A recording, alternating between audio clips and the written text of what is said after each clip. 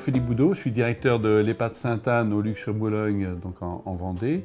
L'EHPAD Sainte-Anne, c'est un EHPAD de 104 lits avec une unité spécialisée pour les personnes désorientées.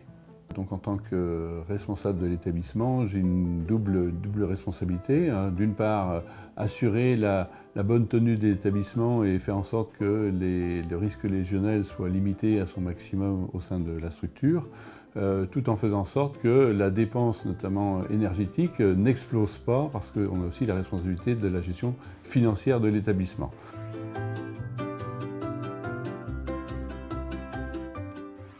Donc en 2016, avec l'Agence régionale de santé, nous avons constaté que nous étions en production d'eau chaude solaire en production directe et qu'il convenait de modifier l'installation. Donc c'est ce que nous avons fait en 2017, et avec un passage donc, en production en eau morte, c'est-à-dire qu'aujourd'hui, le solaire sert uniquement à préchauffer 2 ballons d'eau chaude qui servent ensuite à préchauffer l'eau chaude sanitaire qui est mise dans les circuits. On en a profité également pour faire la chasse aux bras morts, ce qui nous a amené à modifier au niveau de l'installation dans un bâtiment, de supprimer l'apport de production d'eau chaude et de mettre des petits ballons électriques pour produire ponctuellement au plus près dans ces points de puisage qui ne servaient que très rarement. Tous les matins, moi, je reçois sur mon PC un mail qui m'indique les températures du ballon terminal, les températures du ballon en eau morte et également les températures de départ et de retour des différents circuits de bouclage. Pour moi, c'est un outil de pilotage.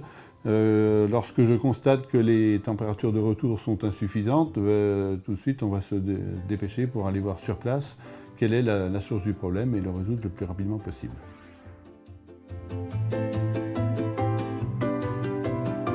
Le fait de pouvoir piloter correctement son installation doit pouvoir permettre d'optimiser les températures à la fois du ballon solaire et les températures de bouclage, et donc de baisser un petit peu la consommation d'énergie. En ce qui nous concerne, on est avec une consommation en énergie gaz.